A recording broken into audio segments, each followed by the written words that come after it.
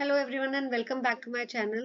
So today we are going to cover chapter 7 of class 10th Introduction to Financial Market, and it is with regard to mutual funds.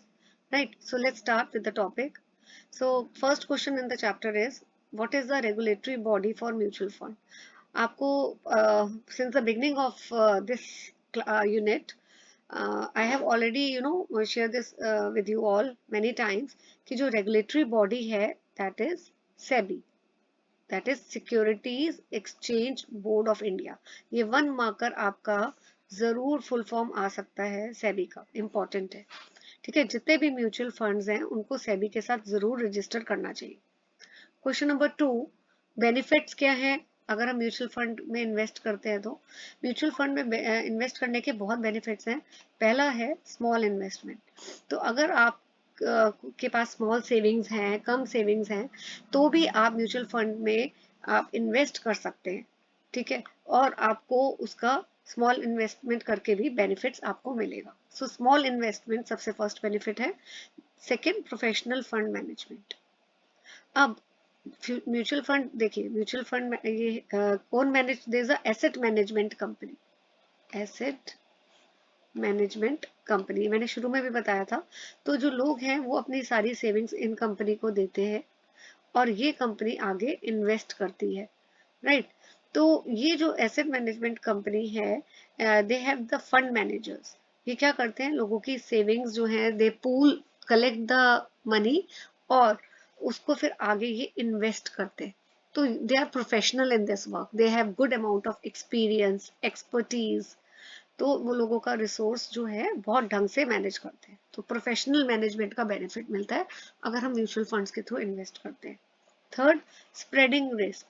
Right, तो जो investor जिसके पास limited funds हैं, वो अगर उसको खुद individually अगर invest करना हो तो मैक्सिमम क्या करेगा, एक या दो स्टॉक्स में इन्वेस्ट करेगा.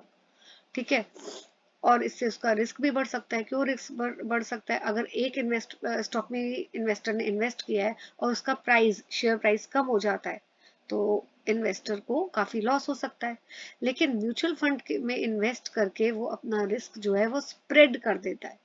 राइट, सो कैसे रिस्क जो है कम हो सकता है म्यूचुअल फंड के थ्रू? बिकॉज अगेन वही वाली बात है कि mutual fund is managed by the professional people. They know where to invest your money. उनको पता होता है पैसा कहाँ लगाना है, ताकि जो, और वो अलग अलग पोर्टफोलियोज में इन्वेस्ट करते हैं, एक ही शेयर में पैसा नहीं लगाते. राइट, तो इसलिए जो रिस्क है वो डाइवर्सिफाई हो जाता है, कम हो जाता है. Fourth, transparency. जो म्यूचुअल फंड है, अब वो लोगों से पैसा लेते हैं, इन्वेस्ट करते हैं, लेकिन वो इन्वेस्टर्स को टाइम टू टाइम इंफॉर्मेशन भी देते हैं कि उनका पैसा कहाँ इन्वेस्ट किया गया है, कितनी रिटर्न वो एक्सपेक्ट कर सकते हैं. तो एक ट्रांसपेरेंसी रहती है. Fifth, choice. So mutual fund investor के पास बहुत चॉइस होती है. राइट, कि कौन सी स्कीम में वो पैसा लगाए. अब म्यूचुअल फंड्स में there are various schemes which provide benefits to the investor. तो ऐसा नहीं है कि investor are force to invest. Investors के पास चॉइस होती है कि उनको अपना पैसा किस स्कीम में लगाना है. Sixth point is regulations. Mutual funds जो है उनको रजिस्टर्ड होना चाहिए सेबी के साथ, क्योंकि सेबी जो है एक रेगुलेटरी अथॉरिटी है. ठीक है, तो अब सेबी के साथ रजिस्टर्ड होने का क्या बेनिफिट इन्वेस्टर को मिलता है कि इन्वेस्टर के जो इंटरेस्ट है दे गेट प्रोटेक्टेड. तो म्यूचुअल फंड जो है, they are since registered with SEBI, they will never do anything which is not in the interest of the investor, because regulatory जो अथॉरिटी होती है वो प्रॉपर चेक रखती है इनकी फंक्शनिंग पर. Next question is, what is NAV? NAV की full form भी पेपर में आ सकती है. It is net asset value. ये दिया भी हुआ है इधर, net asset value of the fund. तो इसको हम कैसे निकालते हैं? जो भी एसेट्स की मार्केट वैल्यू होती है, बहुत सारे एसेट्स है, जैसे यहाँ एसेट 1, 2, 3. सपोज एसेट 1 की वैल्यू है 1 लाख रुपए, एसेट 2 की 50,000, एसेट 3 की 80,000. तो टोटल कितना हो गया? ये टोटल आपका हो जाता है 2,30,000।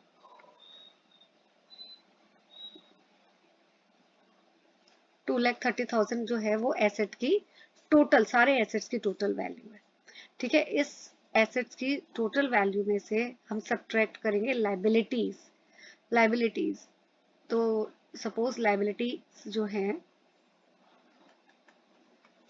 वो है 1,50,000। तो हम उसको जो सब्ट्रैक्ट करेंगे एसेट्स की टोटल वैल्यू में से, तो आपके पास आ गया 80,000।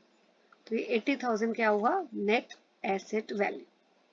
तो what is net asset value? It is equal to cumulative. Cumulative का मतलब होता है टोटल मार्केट वैल्यू। ये मार्केट वैल्यू है एसेट 1 की। ठीक है, market value of asset 1, market value of asset 2, market value of asset 3। जब हम इसका टोटल कर देंगे, उस टोटल में से हम लायबिलिटीज को माइनस करेंगे, तो उसको हम बोलते हैं net asset value.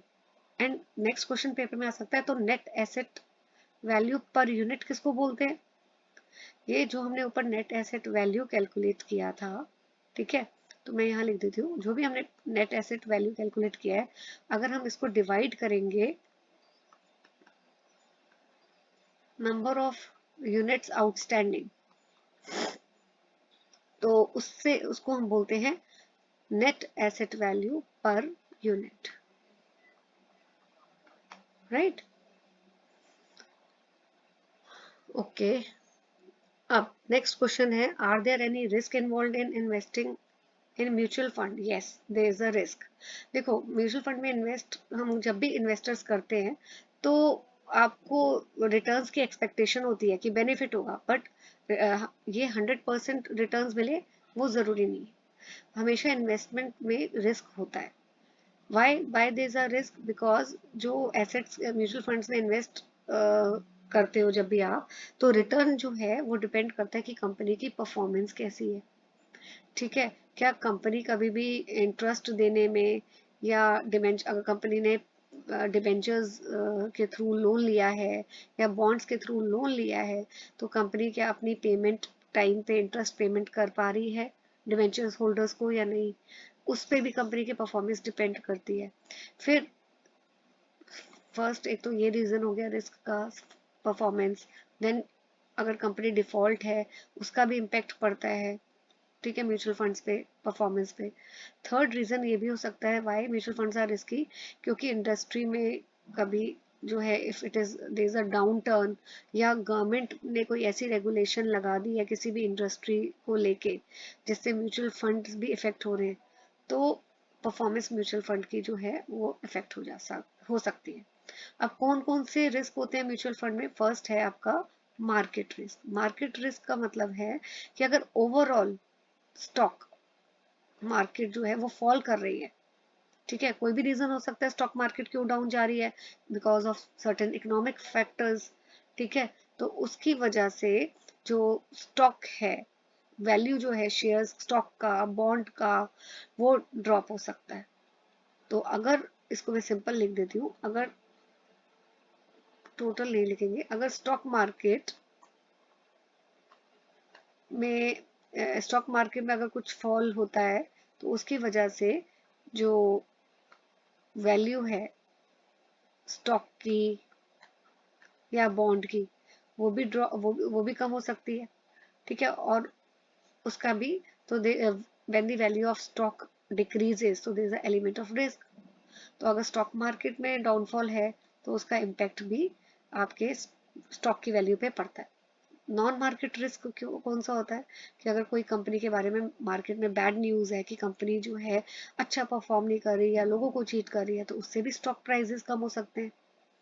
Then interest rate risk, तो जब भी इंटरेस्ट रेट बढ़ता है, तो बॉन्ड का प्राइस जो है वो फॉल होता है। अभी आपको ऐसे ही याद करना है कि बॉन्ड प्राइस और इंटरेस्ट रेट में नेगेटिव रिलेशनशिप होता है। नेगेटिव का मतलब अगर इंटरेस्ट रेट बढ़ता है तो बॉन्ड प्राइस कम होता है, ठीक है। सो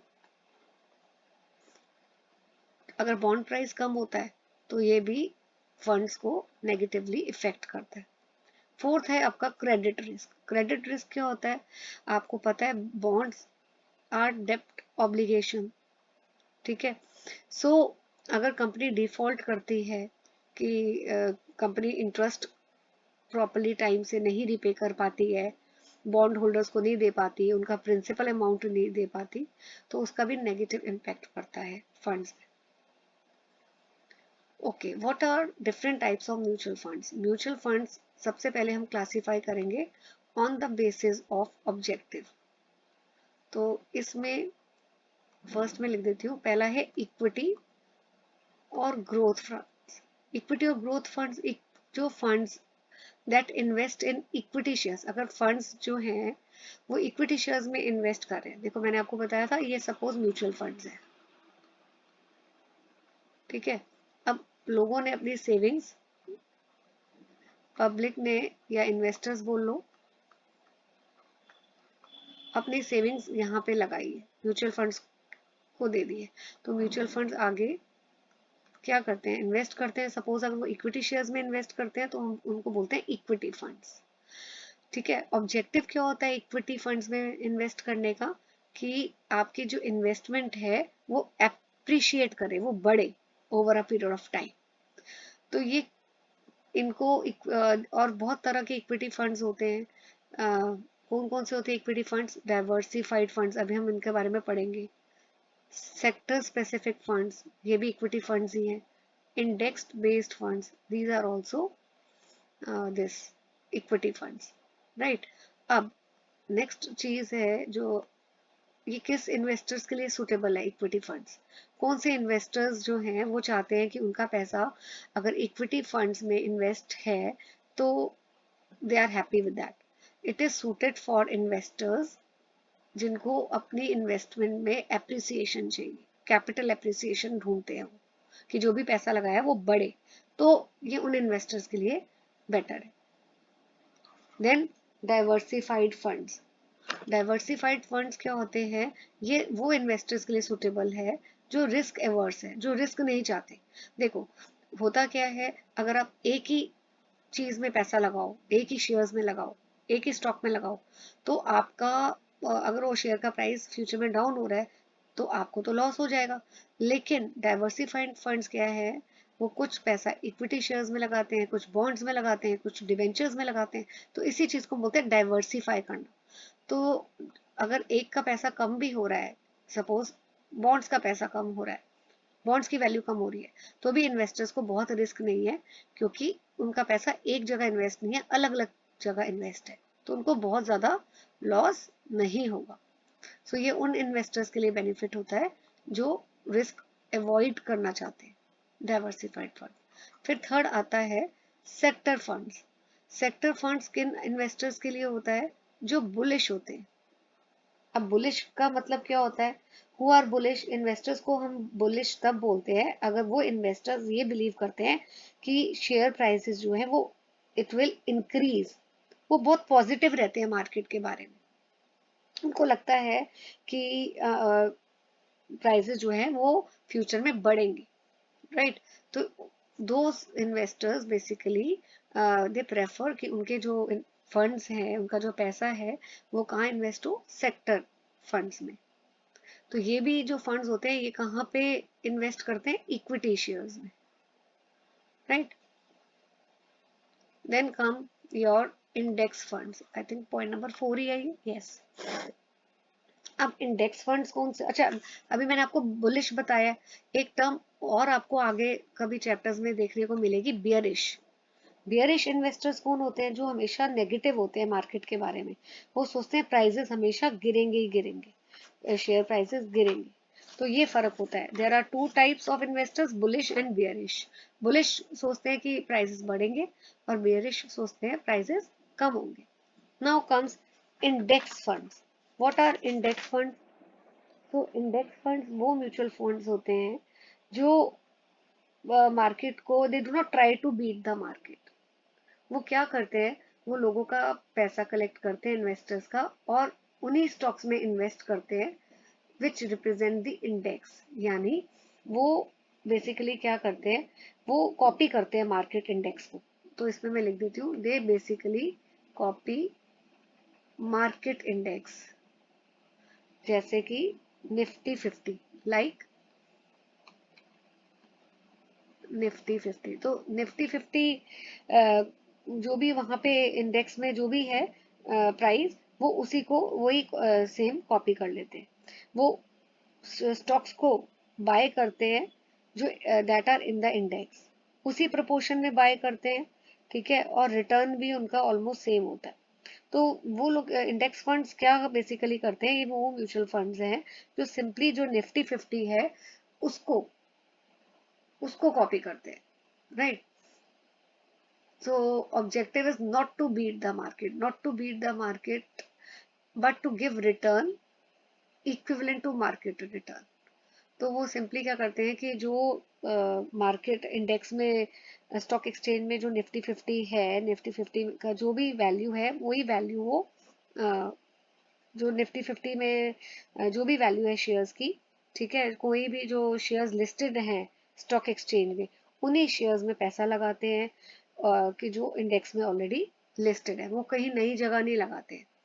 ठीक है, वो श्योरिटी देते हैं। इससे क्या होता है, रिटर्न जो इन्वेस्टर्स को है वो 100% एश्योर्ड होता है।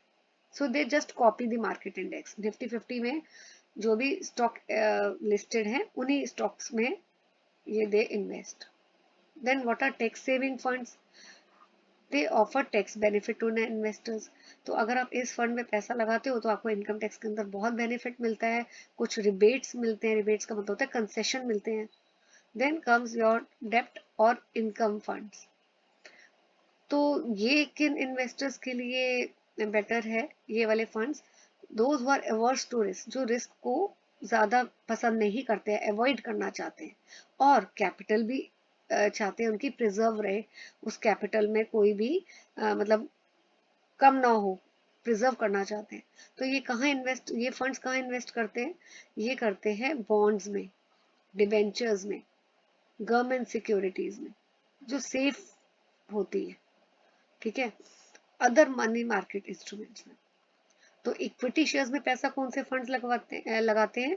किस इन्वेस्टर्स के लिए? जो कैपिटल एप्रिशिएट चाहते हैं, कैपिटल बढ़े, लेकिन जो कैपिटल को प्रिजर्व करना चाहते हैं, वो इन्वेस्टर्स प्रेफर करते हैं डेप्ट और income funds. Then comes your liquid funds और मनी मार्केट फंड्स। ये लिक्विडिटी प्रोवाइड करते हैं। ठीक है, तो ये कहाँ पे इन्वेस्ट करते हैं ये वाले funds? In highly liquid money market instrument. और ये फंड्स किसके लिए सुटेबल है? Corporate, institutional investors etcetera. Then come this, ये कौन से फंड्स हैं? मैं इसको एक बार या ठीक है, सो ये invest, these funds invest in central state government securities. क्यों ये funds central state government securities में इन्वेस्ट करते हैं? क्योंकि ये वाले जो भी सिक्योरिटीज है, it is backed by government, government की बैक होती है। तो जहाँ गवर्नमेंट की सिक्योरिटीज में आप पैसा लगा रहे हो तो आपको पूरी सिक्योरिटी होती है कि आपको सेफ्टी होती है कि आपको अपना प्रिंसिपल अमाउंट भी मिलेगा, और इन्वेस्टर्स को ये भी श्योरिटी होती है कि उनको रिटर्न भी मिलेगी, तो रिस्क ही नहीं होते। So it is suitable for those investors who do not want to bear any risk. They invest in the uh, government securities, right? Then comes balanced funds. Balance funds कौन से होते हैं? नाम से ही पता लग रहा है बैलेंस्ड है, यानी ये इन्वेस्ट करते हैं इक्विटी शेयर्स में भी और डिबेंचर्स में भी। ठीक है, सेम प्रोपोर्शन में। सो ये कैपिटल एप्रिसिएशन भी प्रोवाइड करते हैं, मतलब कैपिटल बढ़ती भी है क्योंकि इक्विटी शेयर्स में इन्वेस्ट है, और कैपिटल प्रिजर्व भी रहती है क्योंकि डिबेंचर्स में पैसा लगाया जाता है, right. So this is on the basis of objective. जो भी अभी हमने फंड्स पढ़े हैं 10, ये पढ़े हैं ना, this is mutual funds classification on the basis of objective, right. अभी हम दूसरा पढ़ेंगे ऑन द बेसिस ऑफ, यहाँ देखिए, फ्लेक्सिबिलिटी। तो ये क्लासिफिकेशन पेपर में बहुत इंपॉर्टेंट है, राइट। तो इसको ध्यान से प्लीज पेपर के लिए कर लीजिएगा, बोर्ड में इसमें आपका 100% जो है you can expect one question in the paper, क्योंकि ये इम्पोर्टेंट टॉपिक है, तो इसको अच्छी तरह प्रिपेयर कर लीजिएगा, राइट। या जस्ट अ सेकेंड बेटा, just a second. Yes, next topic is close on the basis of flexibility it is two classification, open ended fund and close ended funds। तो open ended funds कौन से होते हैं? जिनकी कोई fix date नहीं होती है रिडेम्पशन की, ठीक है। नाम से ही पता लग रहा है कि ओपन एंडेड कौन से हैं। यहाँ पे जो इन्वेस्टर्स है, ठीक है, ये they can buy and sell the units any time throughout the year. उनको एक ऐसा नहीं है कि पर्टिकुलर डेट है उसी में दे कैन सेल। रिडेम्पशन का मतलब है, देखो इन्वेस्टर्स क्या है, वो पैसा लगाते हैं, ठीक है। इन्वेस्टर्स ने पैसा लगाया कुछ म्यूचुअल फंड्स के यूनिट्स में, म्यूचुअल फंड में, तो पैसा लगाने में म्यूचुअल फंड उनको अब कुछ तो प्रूफ देगी ना, उनका पैसा ले रही है, तो यूनिट्स बदले में इशू करती है, जो रिप्रेजेंट करते हैं कि इन इन्वेस्टर्स ने यूनिट्स इतने यूनिट्स खरीदे हैं या पैसा लगाया। अब इन्वेस्टर को सपोज कभी पैसे की जरूरत पड़ती है, तो वो इन यूनिट्स को आगे कहीं सेल ऑफ भी कर सकता है, या रिडीम इसको सेल कर सकता है। तो सेल करने को ही हम बोलते हैं रिडीम करना। तो इन्वेस्टर जो है, ये म्यूचुअल फंड्स कभी भी बाय कर सकता है और कभी भी सेल कर सकता है any time throughout the year. तो बहुत लिक्विड होते हैं, दे आर वेरी लिक्विड, और इनके प्राइस जो है वो डेली चेंज होते हैं based on the net asset value, right. Now as in comparison to open end, close ended funds कौन से होते हैं? जो इन्वेस्टर्स बाय कर सकते हैं इन यूनिट्स को ओनली वंस, और कब?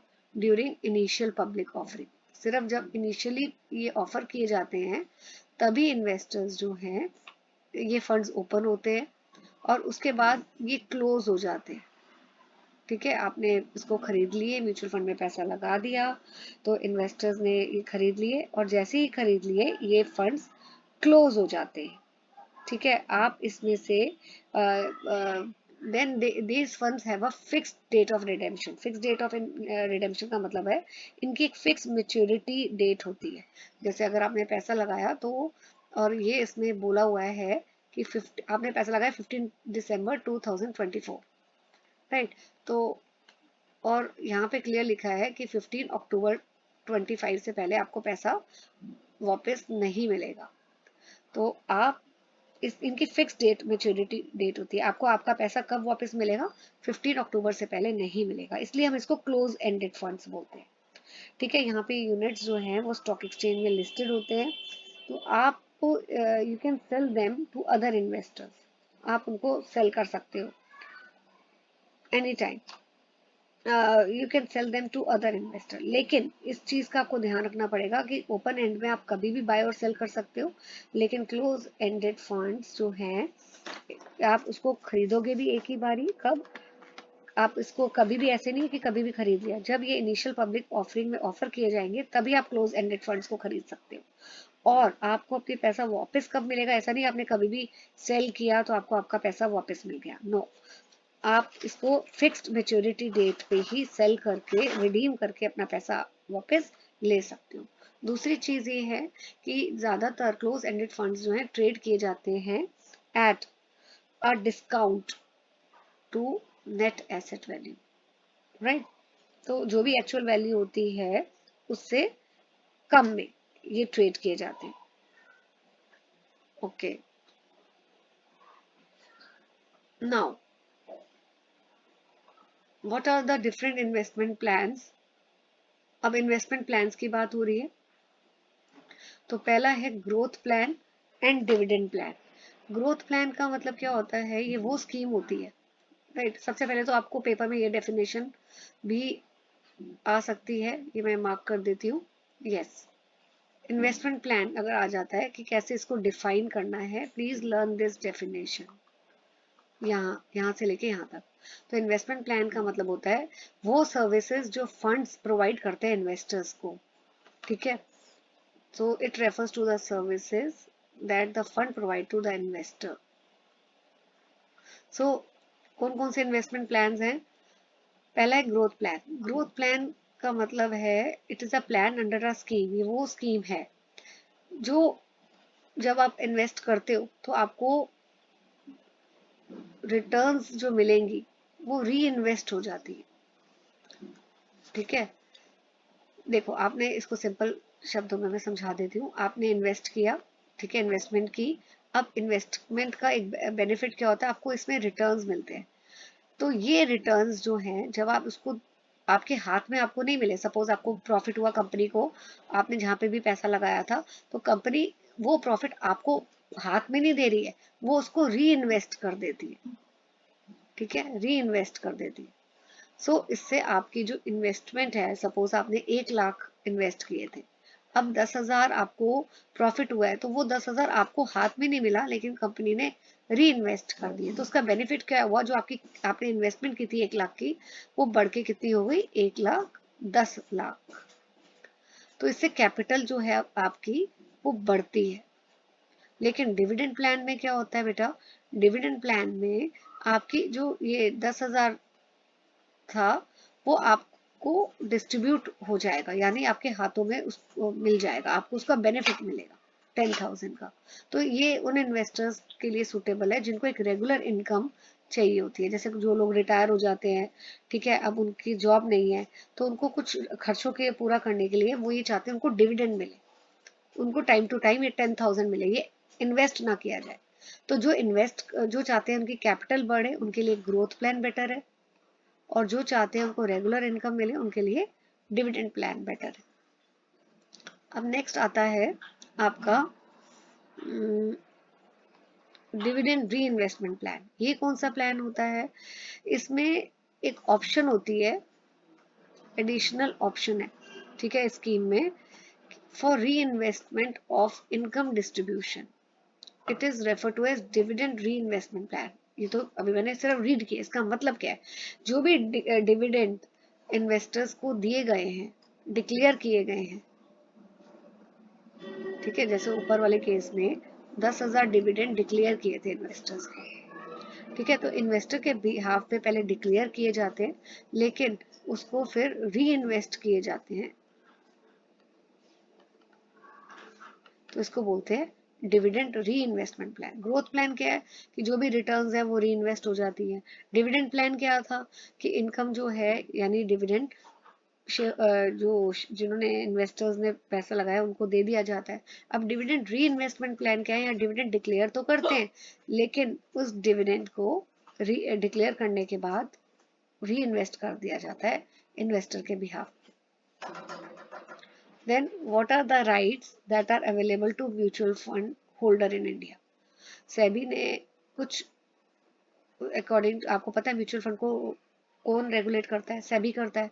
तो एज पर सेबी इन्वेस्टर्स को ये राइट्स अवेलेबल है जो मैं भी रीड करने जा रही हूँ आगे। They are entitled to receive unit certificates और statement of account confirming your title within 6 weeks. तो मैंने अभी आपको बताया इन्वेस्टर्स पैसा लगाते हैं, अब उसका प्रूफ क्या है कि उन्होंने पैसा म्यूचुअल फंड्स वालों को दिया है, उनको बदले में unit certificates mutual fund issue करती है कि देखिए आपने इतना पैसा लगाया है। इन सर्टिफिकेट्स में मेंशन होता है, राइट, कि कितना पैसा इन्वेस्टर्स ने इन्वेस्ट किया। सेकंड, इन्वेस्टर्स को और क्या राइट है कि कोई भी जो इन्वेस्टमेंट पॉलिसीज हैं, इन्वेस्टमेंट ऑब्जेक्टिव्स हैं, उसकी पूरी इंफॉर्मेशन उनको मिलनी चाहिए। थर्ड, अगर उन्होंने इन्वेस्ट किया है तो they are entitle to receive dividend also, right. Then trustees shall be bound to make such disclosures to the unit holders। तो जितने भी ट्रस्टीज हैं उनका ये ड्यूटी है कि उनको जो भी चीजें उनको लगती है कि इम्पोर्टेंट है तो उनको वो सारी इम्पोर्टेंट इंफॉर्मेशन डिस्क्लोज करनी चाहिए जो भी इन्वेस्टर्स है। यूनिट होल्डर्स का मतलब होता है यहाँ पे इन्वेस्टर्स को, right. Okay, then 75% of the unit holders can terminate AMC of the fund. AMC का मतलब होता है एसेट मैनेजमेंट कंपनी। तो जितने भी यूनिट होल्डर्स हैं, 75% जो यूनिट होल्डर्स हैं, अगर वो पहले उनको सेबी की अप्रूवल लेके वो टर्मिनेट भी कर सकते हैं, ठीक है, this fund. 6th point is again 75% unit holders जो हैं they can pass a resolution pass करके वो ये स्कीम भी क्लोज कर सकते हैं। देन लास्ट पॉइंट, इन्वेस्टर्स जो हैं they can send complaint to SEBI, ठीक है। तो कोई भी अगर उनको कोई डिस्प्यूट होती है तो वो अपना मैटर लेके सेबी के पास जा सकते हैं, सेबी इंटरवीन करेगा और मैटर को तब तक जब तक सॉल्व नहीं हो जाता तो सेबी उसको लुक आफ्टर करेगा। Now next is what is fund offer document. Fund offer document कौन सा डॉक्यूमेंट है जो सारी इंफॉर्मेशन देता है, ठीक है, स्कीम के बारे में। इस डॉक्यूमेंट में सारी इंफॉर्मेशन स्कीम से रिलेटेड मेंशन होती है। तो यहाँ पे देखिए जो प्रोस्पेक्टस है उसमें ये सारी डिटेल्स डिस्क्लोज होनी चाहिए कि इन्वेस्टमेंट ऑब्जेक्टिव्स क्या है, रिस्क क्या है, एक्सपेंसेस कितने रहेंगे, फंड्स का कॉन्स्टिट्यूशन कैसे, फंड्स कैसे कॉन्स्टिट्यूट हुआ है, उसमें क्या क्या स्कीम्स हैं, गाइडलाइंस क्या है इन्वेस्ट करने की, कैपिटल स्ट्रक्चर क्या है, टैक्स की प्रोविजंस क्या है, financial information etcetera. Now after this comes your sorry what is active fund management.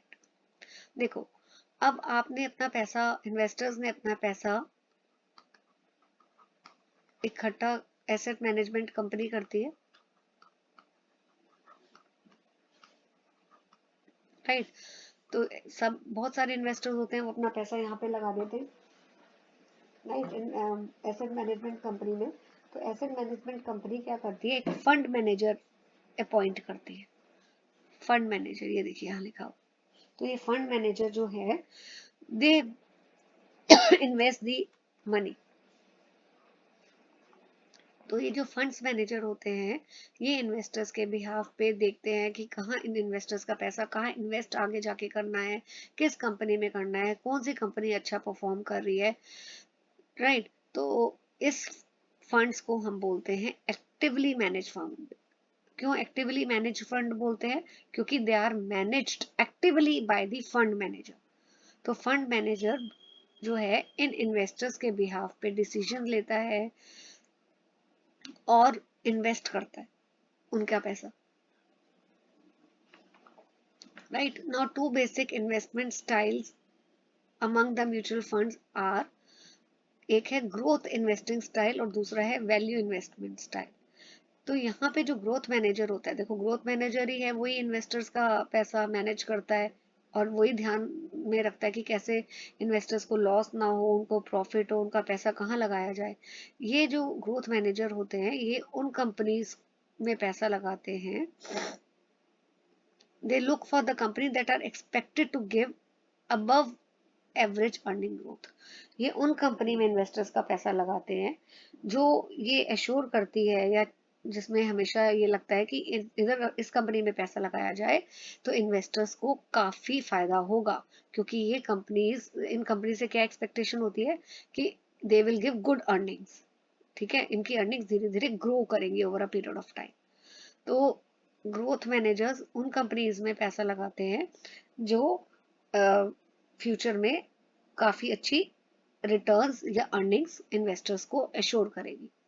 Now value investment style, यहाँ पे वैल्यू मैनेजर ये कौन सी कंपनीज में पैसा लगाते हैं जो अभी उनको लगता है कि अभी तो वो कंपनीज अंडर वैल्यूड है, मतलब बहुत उनकी मार्केट में नेम फेम नहीं है, इतनी वैल्यू नहीं है, बट उनको लगता है कि over a period of time इनकी मार्केट वैल्यूएशन धीरे धीरे बढ़ेगी, right. Okay, next come what is passive fund management. देखो एक्टिवली मैनेज म्यूचुअल फंड में तो जो एसेट मैनेजमेंट कंपनी है या फंड मैनेजर है वो मैनेज करती है म्यूचुअल फंड, वो इन्वेस्टर्स का पैसे मैनेज करती है, राइट। लेकिन पैसिव अब उसमें ना रिस्क भी ये होता है कि अगर कोई गलत डिसीजन फंड मैनेजर ने ले ली, कोई भी डिसीजन गलत हो गई तो इन्वेस्टर का लॉस होगा। तो ऐसा ना हो इसलिए म्यूचुअल फंड्स जो हैं कई ऐसे भी म्यूचुअल फंड्स हैं which are passively managed, which are managed passively. Passively managed funds का मतलब क्या है, वहाँ ये किसी फंड मैनेजर को अपॉइंट नहीं करते हैं, ठीक है। वो अपना किसी भी फंड मैनेजर को अपॉइंट नहीं करते जो इन्वेस्टर के बिहाफ पे डिसीजन लेगा, और अगर उसकी डिसीजन गलत हो गई तो इन्वेस्टर को लॉस होगा। तो अब ये क्या करते हैं फिर, ये इंडेक्स फंड को फॉलो करते हैं, ठीक है। तो ये they do not try to beat the market, मैंने पहले भी बताया था। ये निफ्टी 50 को ये जो मार्केट इंडेक्स है निफ्टी 50, सिंपल इसको कॉपी कर लेते हैं। जो मार्केट इंडेक्स है एग्जांपल निफ्टी 50, ये सिंपली इसको कॉपी करते हैं, ठीक है।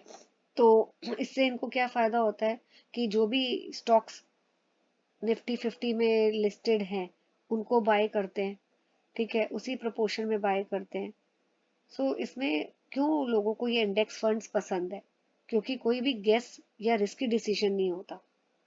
तो ये नहीं होता कि फंड मैनेजर गलत अगर डिसीजन लेगा तो इन्वेस्टर का लॉस होगा। एंड जो इंडेक्स होता है, ठीक है, जैसे निफ्टी 50 है, यहाँ पे बहुत सारी कंपनीज अपने सिक्योरिटीज को लिस्ट करती हैं, तो इसलिए रिस्क भी कम होता है क्योंकि काफी सारे डाइवर्सिफिकेशन होता है यहाँ पे, राइट। सो दे अब यहाँ पे देखिए मैं एक बार रीड कर देती हूँ। अब ये जो पैसिव फंड मैनेजमेंट है, they prefer to invest in a portfolio of stock that reflect a market index such as Nifty index. तो निफ्टी 50 या निफ्टी इंडेक्स क्या है, यहाँ पे बहुत सारी डिफरेंट कंपनीज होती हैं, बेस्ट 50 हम बोलते हैं ना, तो मतलब वो अपने कंपनीज जो है अपनी सिक्योरिटीज स्टॉक एक्सचेंज में लिस्ट करती, राइट। तो ये सिंपली उनको कॉपी, इंडेक्स फंड जो है निफ्टी 50 को कॉपी करता है और इन्वेस्टर्स का पैसा यहीं पे लगाता है, सेफ रिटर्न्स होती हैं, और इसलिए रिस्क भी कम होता है। जो रिटर्न्स होती हैं इस इंडेक्स से, they are the returns given by the fund. तो the attempt is not to beat the index, right. तो ये चीज आपको याद रखनी है कि एक्टिवली फंड मैनेजमेंट में फंड मैनेजर्स होते हैं जो मैनेज करते हैं, लेकिन पैसिव फंड मैनेज क्या होता है कि यहाँ पे निफ्टी 50 जो है, उधर जितनी भी कंपनीज के सिक्योरिटीज स्टॉक एक्सचेंज में लिस्टेड है उसी में इन्वेस्टर्स का पैसा लगा दिया जाता है, तो उतना रिस्क नहीं रहता है, राइट। ये सेफ होते हैं, रिस्क कम होता है, रिटर्न जो है वो भी आपके एक तरह से एश्योर्ड होती है, राइट। ओके, तो यहाँ पे निफ्टी 50 इंडेक्स होता क्या है, जो टॉप कंपनीज होती हैं 50 companies, top 50 companies, they are listed on the national stock exchange, right. तो ये डाइवर्सिफाइड बास्केट ऑफ सिक्योरिटीज होती है कि क्योंकि निफ्टी 50 में अलग अलग कंपनीज अपनी सिक्योरिटी लिस्ट करती हैं, राइट। तो बहुत सारी कंपनीज के जो सिक्योरिटीज हैं स्टॉक एक्सचेंज में वहाँ पे लिस्टेड है। तो अगर इंडेक्स फंड्स क्या करते हैं, नॉर्मली उनको उधर ही पैसा लगाते हैं, और बड़ी कंपनीज हैं, सिक्योर्ड हैं, सेफ है, तो यहाँ कोई फंड मैनेजर नहीं हो रहा जो इन्वेस्टर्स का पैसा लगा रहा है। यहाँ पे सिंपली इंडेक्स फंड्स में ही इधर इन्वेस्टर्स का पैसा इन्वेस्ट कर दिया जाता है। Now what is ETF, ETF की फुल फॉर्म भी आ सकती है, it is exchange traded fund, right. तो यहाँ पे भी it represents a basket of stocks that reflect an index such as Nifty। तो ETF जो है ये एक म्यूचुअल फंड नहीं है, ठीक है। तो यहाँ पे जैसे कोई भी स्टॉक एक्सचेंज होता है, it trades just like any other company on a stock exchange. जैसे कोई भी कंपनी है वो अपनी सिक्योरिटीज को स्टॉक एक्सचेंज में ट्रेड करती है, बाय सेल करती है, उसी तरह ETF भी जो है दे आर ट्रेडेड, राइट। इसके जो प्राइस है वो changes through out the day. So ETF is just traded like stocks, जैसे स्टॉक्स ट्रेड किए जाते हैं, बाय सेल किए जाते हैं, ऐसे ही ETF भी स्टॉक्स की तरह they are traded, they are bought and sold, right. So this is all about in this chapter in the next video. I'll be covering the next chapter. Please hit the like button. Please share the content, share this video with your friends, and do subscribe to my channel. Thank you for watching the video.